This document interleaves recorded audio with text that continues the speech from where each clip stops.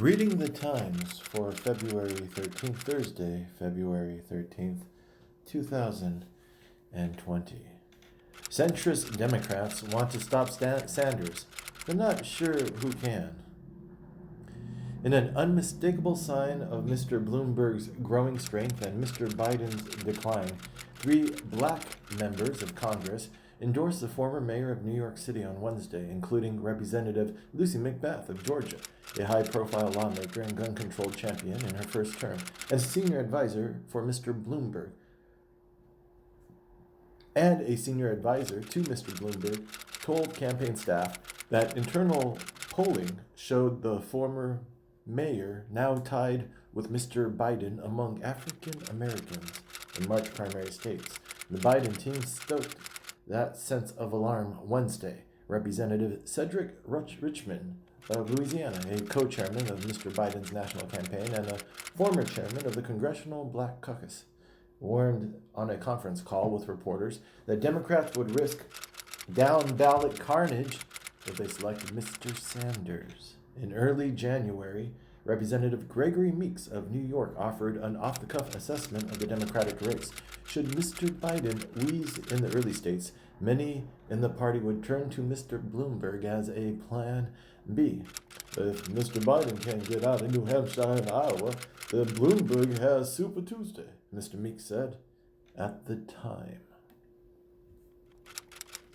After Stone case, prosecutors say they fear pressure from Trump. The withdrawal of the prosecutors sent a clear signal, said Greg Bauer, a former prosecutor who once headed the FBI's Congressional Affairs Office. The House Judiciary Committee announced on Wednesday that Mr. Barr had agreed to testify on March 31st. This is not the first time during the Trump administration that prosecutors were asked to engage in politically charged work, while Mr. Trump's longtime fixer, Michael D. Cohen, had already pleaded guilty to campaign finance violations for his role in those payments. By then, prosecutors were still investigating whether the role of executives at Mr. Trump's family business obstructed the investigation. Coronavirus cases seem to be leveling off. Not anymore.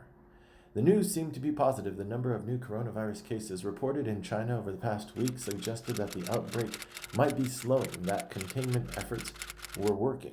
Hospitals are overwhelmed, and huge new shelters are being erected to warehouse patients. Even before today's news, experts complained that epidemiological information from China has been incomplete, threatening containment efforts. How Amy Klobuchar pulled off the big surprise of the New Hampshire primary. With Ms. Klobuchar running just 3 percentage points behind former Vice President Joseph R. Biden Jr. In the Iowa caucus results, her campaign saw room to grow with moderate voters and decided to charter a plane to bring more than 20 staff members from the Iowa campaign to New Hampshire to mount a furious 6-day sprint. So Ms. Klobuchar's campaign began diverting her to New Hampshire after nearly every debate. She did a 10-county tour in 36 hours, following the November debate in Atlanta.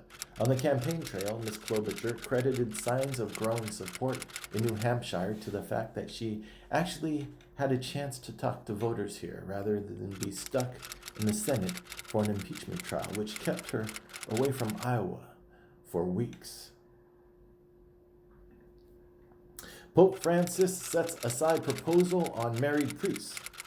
Pope Francis has rejected a proposal made by bishops at a landmark meeting in October to allow the ordination of married men in remote areas, a potentially momentous change that conservatives had warned would set the Roman Catholic Church on a slippery slope toward lifting of priestly celibacy and the thrashing of church traditions. Francis' decision in a papal letter with the power of church teeming In France's decision in a papal letter with the power of church teaching that was made public by the Vatican on Wednesday surprised many given his openness to questions of priestly celibacy in far-flung places and his oft-expressed desire for a more collegial and less top-down church. Married priests are already allowed in Eastern Catholic churches that are loyal to the Pope, and the Anglican priests who convert to Catholicism can remain married after their ordination.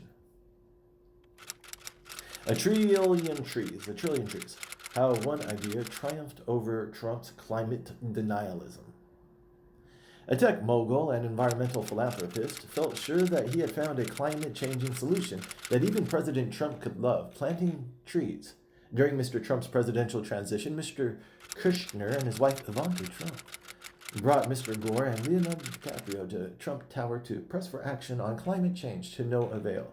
And Donald Trump is as militant against the climate hysteria as ever, said Stephen J. Malloy, a member of Mr. Trump's transition team, who runs a website promoting the false theories that climate change alternately isn't real or harmful.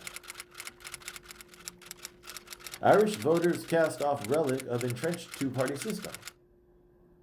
On Saturday, voters cast off that relic too, ending the two-party stasis in Irish politics with a breakout vote for Sinn Féin, a party long shunned by the mainstream for its ties to the Irish Republican Army, a paramilitary group that sought the reunification of Ireland.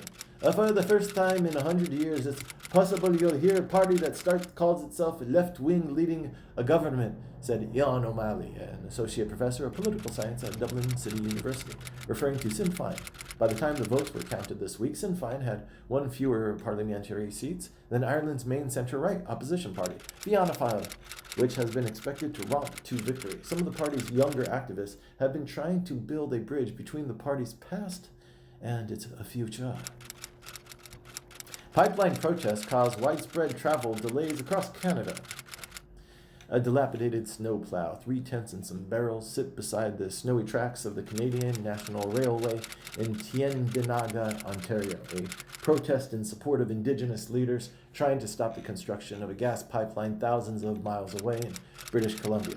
Another branch of Wet'suwet'en leadership, the hereditary chiefs, said the pipeline would alter their traditional lands, and they've been protesting in an encampment at the construction site for more than a year. Last week, the police, acting on a warrant, tried to remove them, inspiring protesters across the country to act in sympathy and set up their own blockades, as well as campsites at transportation sites, beginning with the one at Tyendinaga. Mudlarks scour the Thames to uncover 2,000 years of secrets. On a finger-numbingly cold morning, Lara Maitland swung open a metal gate tucked behind a pub in southeast London and scrambled down a set of slick stone steps onto the banks of the River Thames.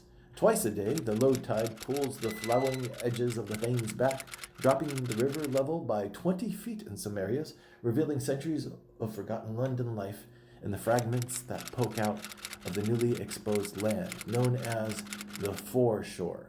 More recently, the label has stuck to London hobbyists, history buffs, and treasure hunters who scour the river edge searching for objects from the city's past. Gabriel Matzneff, who wrote for years about pedophilia, is charged.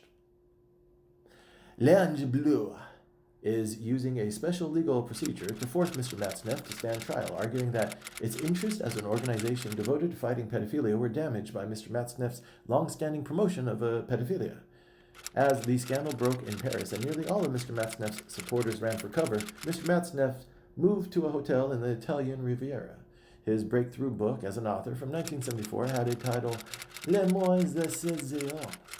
As a transgressive figure rooted in French literary tradition, Mr. Matzneff appealed to many in France's elite in publishing, journalism, politics, and business. In recent interviews with The Times, Mr. Matzneff angrily defended himself, saying that he wrote about what many others did in secret, especially in the years following the May 1968 counterculture revolution.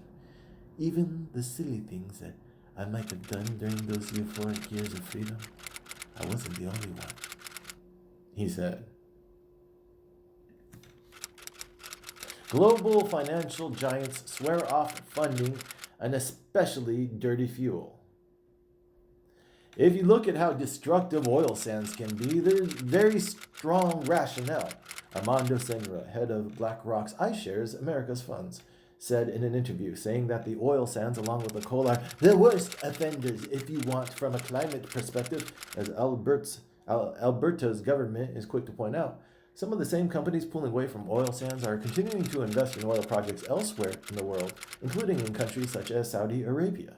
The latest blow came in December when the rating company Moody's downgraded the credit worthiness of Alberta's debt to the lowest level in 20 years, citing among other concerns the province's dependence on the oil sands and the environmental costs of extracting oil.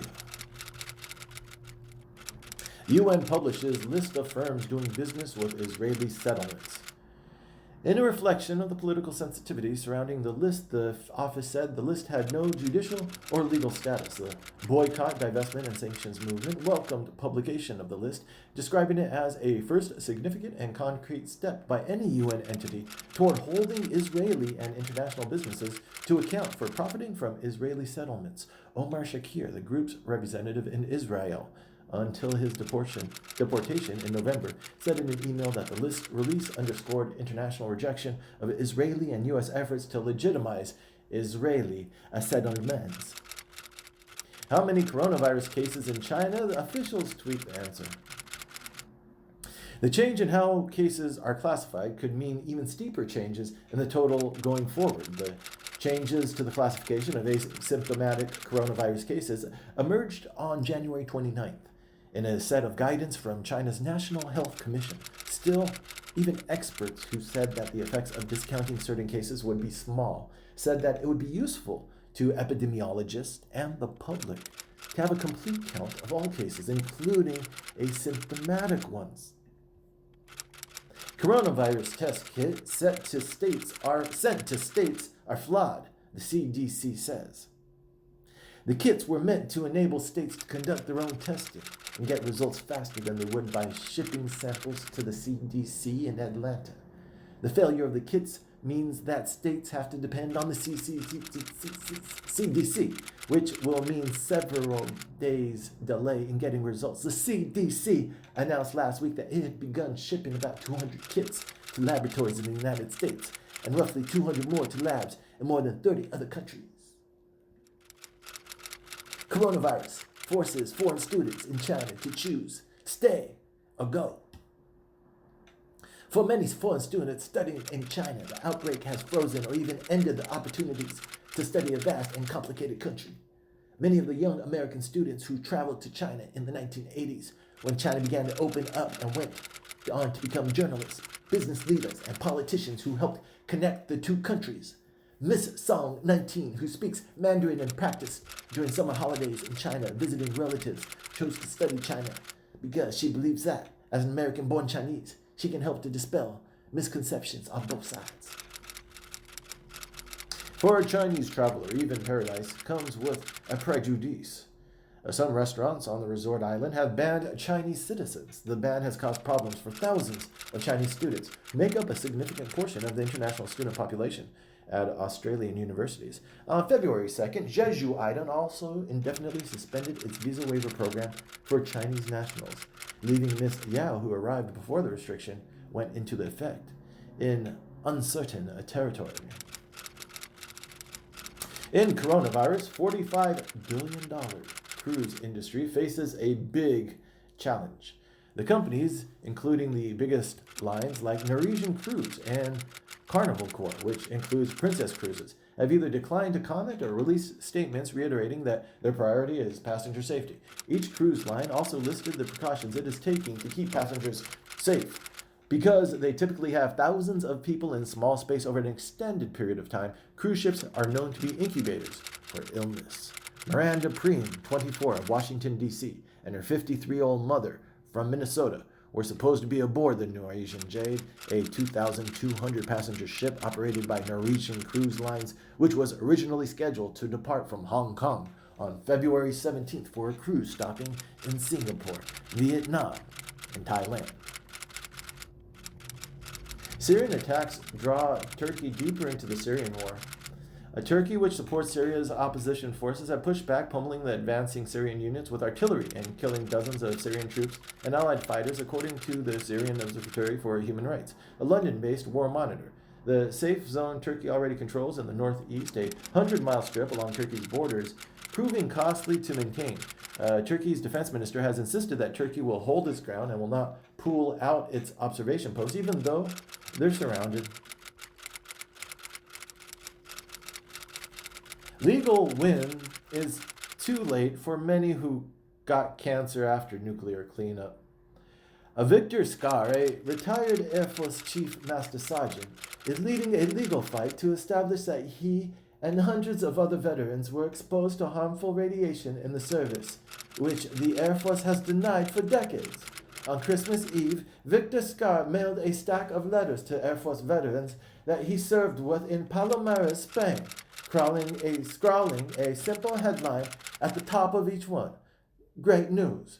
Mr. Skar, a retired Chief Master Sergeant, was one of 1,600 troops scrambled by the Air Force in 1966 to clean up a classified nuclear disaster by collecting debris and shoveling up plutonium-laced soil. The bunk science the Air Force was using was not just harming Mr. Skar, but all of other Palomares veterans, as she said. Calculating air pollution's death toll across state lines. Here's further proof that air pollution ignores borders. In most states, about half of the premature death caused by poor air quality are linked to pollutants that blow in from other states, a new study found. Nearly all of the premature air pollution deaths were caused by pollution originating within state borders. The new study by Dr. Berit Irene C. Dedosi of Delft University of Technology in the Netherlands and others quantifies the effects of each state on every other using pollution data and computer models to track pollution in the atmosphere. Troy Price, Iowa Democratic Party leader, resigns over caucus debacle. Troy Price, the beleaguered chairman of Iowa Democratic Party, resigned on Wednesday, a week after overseeing the chaotic Iowa caucus that embarrassed the state and National Party and left Democrats open to accusations of incompetence by President Trump's re-election campaign. Even once the Iowa Democratic Party released what it said were full results, errors remained in the tabulations. In the campaigns of the two victors, former Mayor Pete Buttigieg of South Bend, Indiana, and Senator Bernie Sanders have both asked for a partial recanvass of the results. Sean Bagniewski, the chairman of the Democratic Party in Polk County, which includes Des Moines, said the coziness between state party leaders, vendors, and candidates did not originate under Mr. Price. Deval Patrick, the latecomer to the 2020 race, drops out. Governor Deval Patrick of Massachusetts dropped out of the Democratic presidential race on Wednesday, just 3 months after entering it, ending a last-minute campaign that seemed to fizzle out almost as soon as it had began. The Michigan Bureau of Elections concluded that Mr. Patrick had entered the race too late to be automatically included on the ballot, and that efforts by his supporters to collect enough signatures had fallen short. Unlike Michael R. Bloomberg, the billionaire former mayor of New York City, who was a latecomer to the race, Mr. Patrick did not have enough of a personal fortune to finance his own campaign. Voting on your phone, new election app ignites security debate. For more than a decade, it has been an elusive dream for election officials, a smartphone app that will let swaths of voters cast their ballots from their living rooms. Votes says its technology has overcome the security problem through biometrics and other measures built into new smartphones, as well as back-end systems that records and stores votes on a blockchain, the technology underpinning Bitcoin. Since its debut in 2018, Vote has run several pilot projects aimed largely at deployed service members, tallying about 600 votes across federal elections in Denver, West Virginia, and 5 counties in Oregon, Utah, and Washington State. For Joe Biden, 2 bad losses and a precarious path forward. New Hampshire, we're here together. New Hampshire. You all up here in New Hampshire. After the debacle in Iowa, national attention has focused even more intensely on New Hampshire, as a first real clean test of political momentum in this race. Ronald Reagan is the winner in the state of New Hampshire. Bill Clinton won it. It's neck and neck. New Hampshire goes to Obama. In 2016, Hillary Clinton prevailed over Donald Trump, but by a tiny margin. Mr. Biden's final 24 hours in New Hampshire showed a candidate trying to the kind of multitasking that is never ideal on the campaign trail, simultaneously seeking votes in New Hampshire residents while also looking toward contest in more favorable states. New Hampshire primary sets a record for turnout, but it might be deceiving. Because unaffiliated voters can participate in primaries in New Hampshire, it's tricky to compare cycles in which both parties have competitive races, meaning unaffiliated voters have to choose between two serious contests, with cycles in which one party has an incumbent whose renomination is a foregone conclusion. Senator Bernie Sanders of Vermont, who won the primary by about 3,900 votes over former Mayor Pete Buttigieg of South Bend, Indiana, was buoyed by very strong support among young voters. Exit polls show that Mr. Sanders overwhelmingly won voters under 40, while voters over 40 were split between Mr. Buttigieg and Senator Amy Klobuchar of Minnesota. And that dynamic might have been decisive. Dr. Costa said, What's next for Elizabeth Warren? My job is to persist. New Hampshire, New Hampshire, New Hampshire.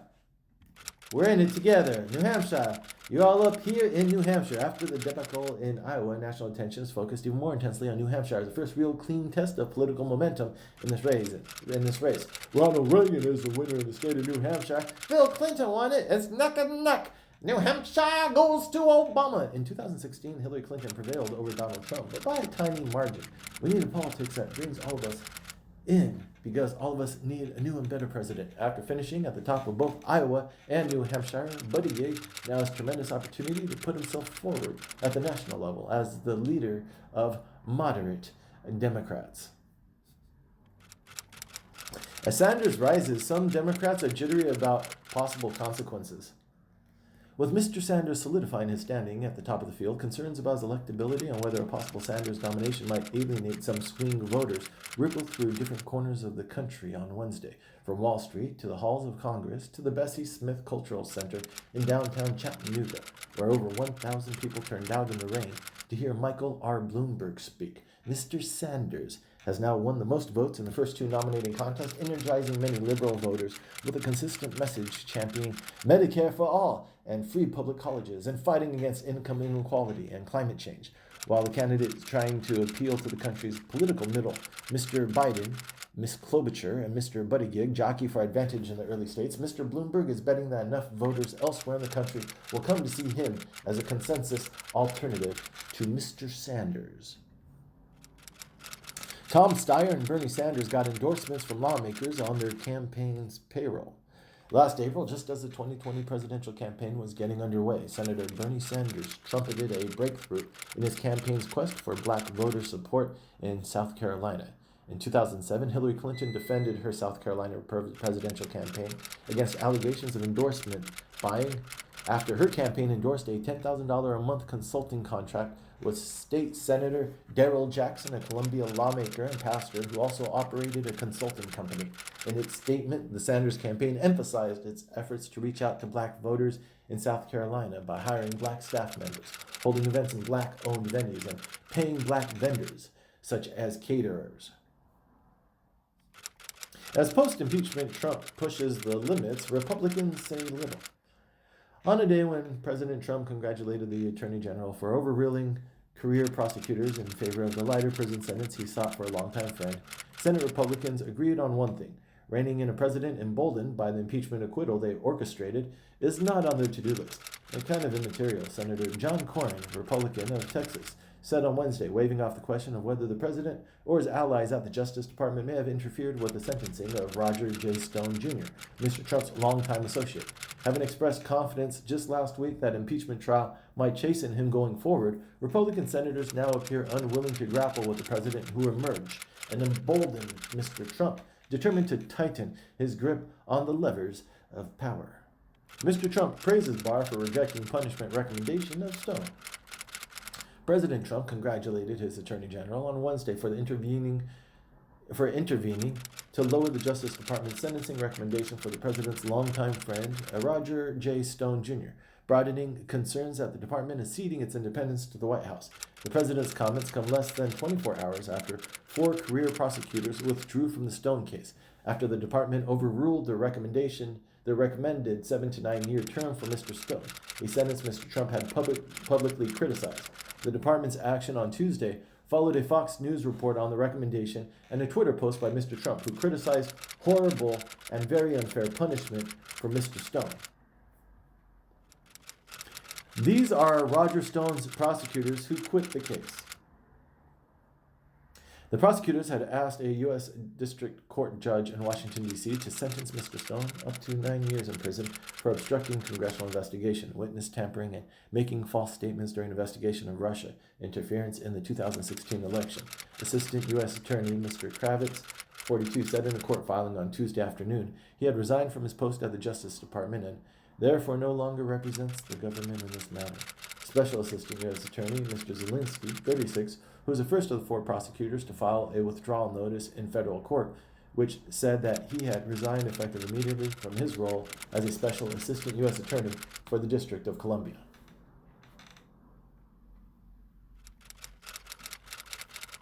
White supremacist groups expand propaganda efforts, report finds.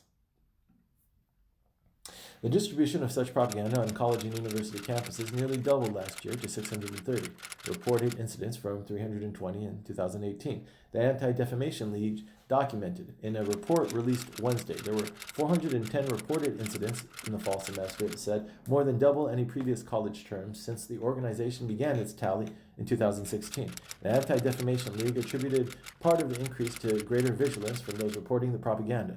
The Anti-Defamation League's data shows that white supremacist propaganda is growing across the country, not only on college campuses.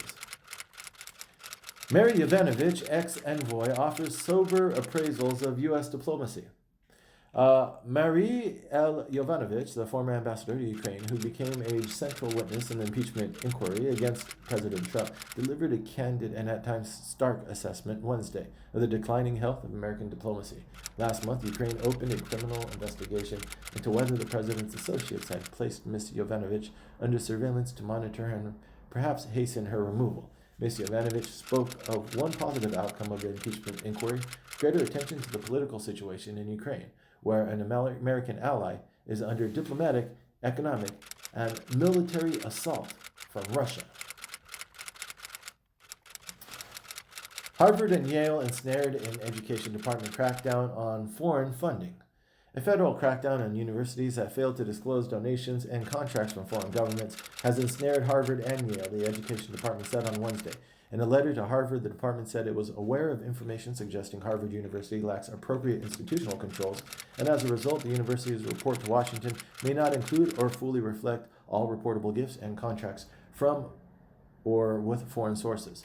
10 schools: Boston University, Carnegie Mellon, the University of Chicago, the University of Colorado at Boulder, Cornell, MIT, the University of Pennsylvania, Texas A&M, the University of Texas MD Anderson Cancer Center, and Yale, declared approximately $3.6 billion in previously unreported foreign gifts.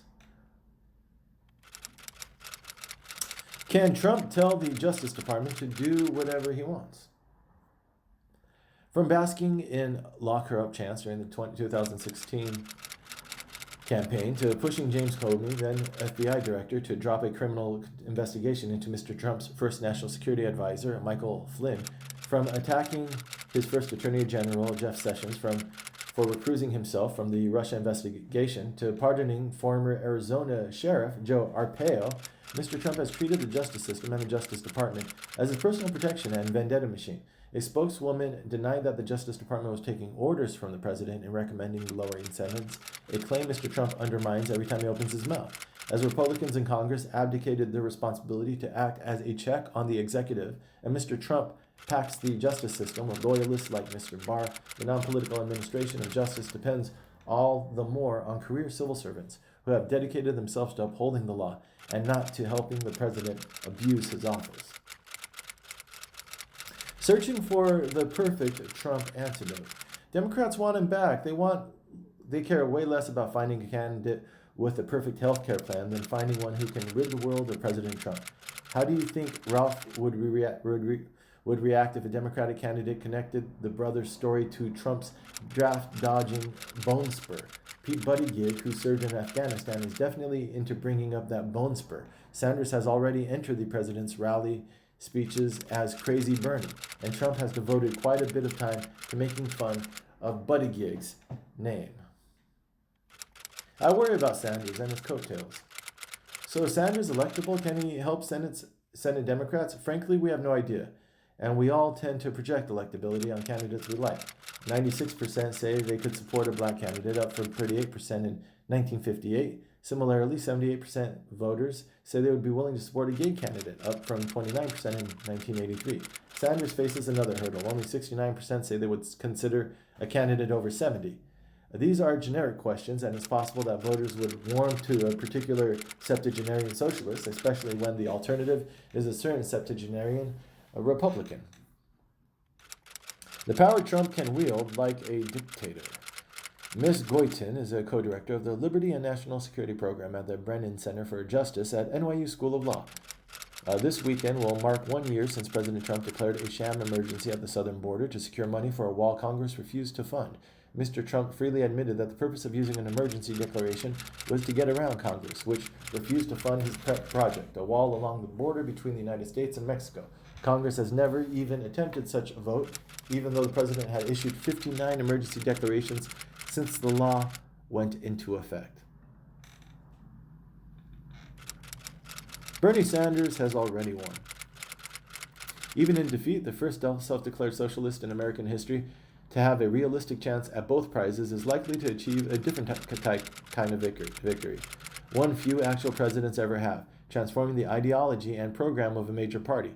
Each stirred great enthusiasm among voters, but also met stiff resistance with their parties, a major reason none came close to taking the White House. Americans who are seriously disenchanted with an incumbent president or his party tend to be moved by a more serious candidate who offers a sharply different alternative, one based on a set of moral convictions, instead of merely a sense of who might be a more efficient administrator of the executive existing order. We once fought jihadists, now we battle white supremacists. International white supremacist groups are still not designated as foreign terror organizations, which means our law enforcement and intelligence agencies cannot access the full suite of tools available to them in countering groups like ISIS and Al-Qaeda. James Alex Fields, Jr., who murdered a protester with his car, was a member of Vanguard America, a group with ties to the British network that celebrated Thomas Mayer, the far-right extremist who assassinated the British legislator Joe Cox in 2016. Mr. Mayer, who is serving a life sentence, was himself closely connected with National Action, a British group that has sought to funnel fighters to Ukraine. No white supremacist group has ever been designated a foreign terrorist organization under federal law. The Democrats after New Hampshire.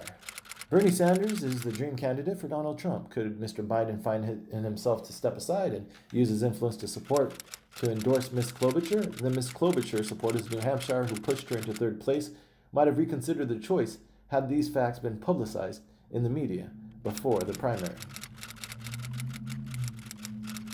Appalled by Barr's intervention in the Roger Stone case. The Institute has worked for years with the SEC to modernize shareholder report delivery to help save shareholders millions of dollars every year. In 2021, funds may notify shareholders of the availability of their semi-annual and annual report. ICI continues to work with the SEC to allow funds to use summary shareholder report, mirroring the design of the successful summary prospectus. No idea what that was. The debutante ball in the age of Instagram.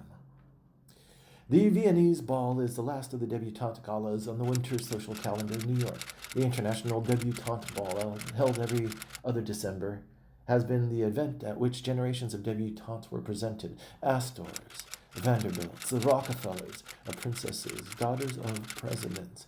The writer Kristen Richardson, the author of The Season, A Social History of the Debutante, said that the balls in New York are less significant every year, but had become unkillable. Sarah Lawrence's parent used sex tapes in extortion prosecution, says. The father, Lawrence V. Ray, had been accused of forcing at least one young woman into prostitution, and prosecutors said that he sometimes made her take footage of her sexual encounters with customers and then used it as leverage against her. The case against Mr. Ray, 60, began after New York Magazine published a lengthy article in April, The Stolen Kids of Sarah Lawrence, that detailed how, after getting out of prison in 2010, he moved into his daughter's dormitory at Sarah Lawrence College, an elite liberal arts school in Yonkers, New York, and set himself up as a Svengali-like figure for some of her troubled friends and classmates. In a statement released Wednesday evening, Crystal Collins Judd, the president of Sarah Lawrence, addressed the question of how the college failed to realize that Mr. Ray had been living on campus. The bizarre life of the man accused in the Sarah Lawrence case, sex case. Larry Ray is a psychotic man who has victimized every friend he's ever had. Mr. Carrick, who said he cut ties with Mr. Ray in 2000, was quoted as saying in the 2019 magazine article that prompted the government's investigation. Mr. Ray popped up in the news in 2017 when a video from 2 years earlier of his being pummeled in the lobby of a Hudson hotel by Mr. Di Tommaso was obtained by the Daily News. The video shows Mr. Di Tommaso walking past Mr. Ray, then back toward him after apparently recognizing him. The beating left Mr. Ray with a skull fracture as well as permanent speech and other neurological problems, Mr. Ray's lawyer, Edward Hayes, said at the time. Global entry ban. Cuomo offers compromises to Trump on NY applicants. Governor Andrew M. Cuomo said on Wednesday that he would seek to give federal officials access to state driving records for applicants to global entry and other federal programs that allow travelers to quickly bypass through airports and borders. Cuomo administration officials said that the governor would attempt to make the change via new legislation in the state budget or a separate bill, meaning that it will most likely the change in state policy would not take effect until April at earliest. Mr. Cuomo insisted that he was not acquiescing to President Trump, saying that he would never give federal authorities unfettered access to Department of Motor Vehicle databases, something some other states do. A thorn in YouTube's side digs even deeper. It's not rare for YouTubers to criticize YouTube. Mr. Mazza attributes the gap to the fact that while a vast network of well-funded YouTube channels exists to push right-wing views, liberal commentary is still mainly underwritten by major news organizations, which have been slower to embrace the highly opinionated, emotionally charged style of content that works well on YouTube. In order to reach people on YouTube, Mr. Mazza said, the left needs to embrace YouTube's algorithmically driven ecosystem, which rewards authentic and relatable creators who can connect emotionally with an audience. As Congress prepares to vet Judy Shelton, worries about the Fed's future mount. Given the tension between Mr. Trump and Mr. Powell, there's reason to think he's looking at Fed governor nominees and thinking about a future Fed chair, said Michael R. Strain, Director of Economic Policy Studies at the American Enterprise Institute. Current Fed officials robustly defend the central bank's independence from politics, and Mr. Powell often says that interest rates are set with an eye toward the economy alone because the Fed avoids mistakes of character. History suggests, and some research shows, that politically tied central bankers can favor policy that hurts the economy in the longer run. If Ms. Shelton is confirmed for the Fed but never elevated to the chairmanship, she'll have more limited room to shake things up, since individual governors can hold just one vote on monetary policy alongside their 6 fellow board members and 5 regional Fed presidents. Juul bought ads appearing on Cartoon Network and other youth sites, the suit claimed. The Massachusetts Attorney General announced a lawsuit against Juul Labs, accusing the vaping company of marketing to young non-smokers during its launch period. According to the lawsuit, Juul rejected an initial marketing proposal by a marketing firm it hired, Cult Collective, that would have branded it as a technology company with a target audience of adult smokers. Josh Shapiro, the state's Attorney General, asked the court to ban Juul, or barring that, ban all non-tobacco flavored Juul products. Andy Rumin's startup, Essential Products, shuts down. Once considered one of Silicon Valley's most promising hardware technology startups, Essential has raised $330 million in outside funding because of the track record of Mr. Rubin, who is widely credited for creating Google's Android smartphone software. The New York Times reported in 2018 that Google paid Mr. Rubin a $90 million exit package after claims of sexual misconduct with a company employee were deemed credible. Some hardware startups have broken through with hit products such as a smart home device maker, Nest, and a fitness tracker, Fitbit, but those companies were eventually sold to Alphabet, Google's parent company, partly because of the challenges of running a fledgling hardware business. SoftBank takes another multi-billion-dollar hit from bad bets. Mr. Sun said SoftBank would continue making new investments. In November, SoftBank said it had lost $4.6 billion on its investment in WeWork. Elliott is looking at a way to lift SoftBank shares through moves like stock buybacks, changes to SoftBank's board, or increased transparency for the Vision Fund. Addressing questions about Elliott's plan for SoftBank, Mr. Sun said he met with representatives from the hedge fund and had a good discussion. Nissan sues Carlos Ghosn for $90 million. Nissan Motors filed a lawsuit in Japan on Wednesday seeking $90 million from its former chairman, Carlos Ghosn, who fled the country before his trial on charges of financial wrongdoing. Mr. Ghosn's lawyer will react to the merits of the case once the content of the claim has been brought to their attention. The statement read, Mr. Ghosn was arrested in Japan in 2018 and charged with underreporting his income and other financial wrongdoing. Questions were growing about whether Mr. Ghosn left Nissan in good shape. Britain to create regulator for internet content. Britain on Wednesday introduced a plan that would give the government more latitude to regulate internet content as a part of an effort to force Facebook, YouTube, and other internet giants to do more to police their platform.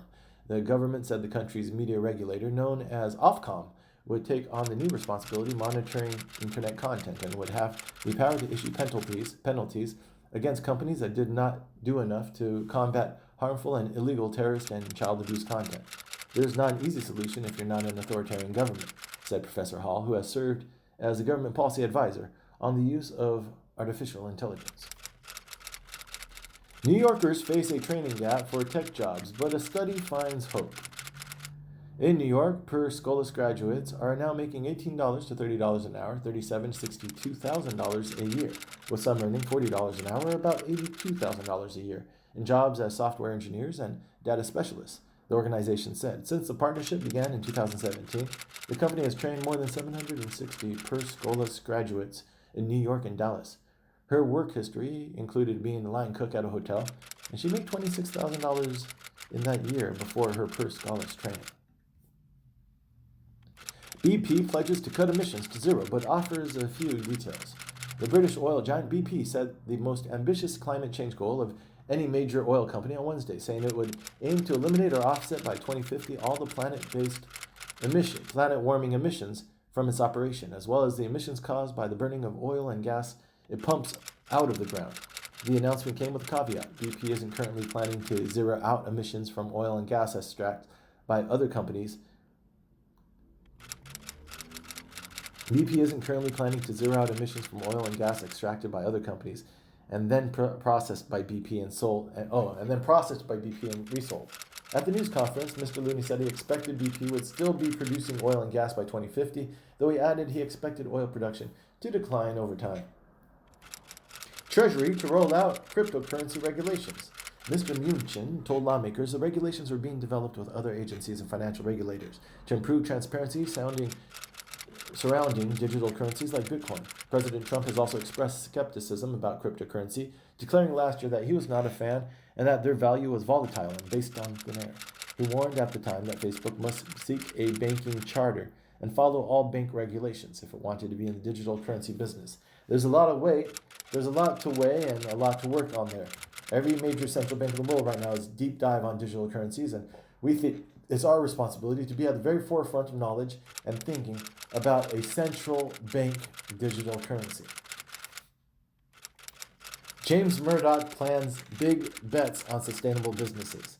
The investments are also an inevitable reminder that Mr. Murdoch and his wife Catherine are outliers in the Murdoch fold. The public declarations were especially notable because Mr. Murdoch, who gave up his role as chief executive of 21st Century Fox in the sale of Disney, remains on the board of News Corp. In an interview, Mr. Murdoch declined to comment on the disagreement with his family business. The $5 million investment made through Mr. Murdoch and Catherine Murdoch's Quadrivium Foundation joins partners like the French and German governments and the foundations started by Jeremy Grantham, a founder of the asset management firm GMO, and William Hewlett, the co-founder of Hewlett-Packard. The federal budget under Trump per person. To better understand how federal spending has changed since Mr. Trump has taken office, we looked at the actual budget amounts for the 2020 fiscal year. Last summer, the divided Congress passed a bipartisan 2-year deal that set discretionary spending levels through 2021 fiscal year, increasing the amount allocated for the military and the domestic programs, while also contributing more to the federal debt. Discretionary spending per person. Maya Magenia, the president of the Nonpartisan Committee for a Responsible Federal Budget, noted in a statement that Mr. Trump's budget plan, released Monday, assumes a reversal of spending increases that he had already signed into law. And that concludes Reading the Times for Thursday, February 13th, 2020.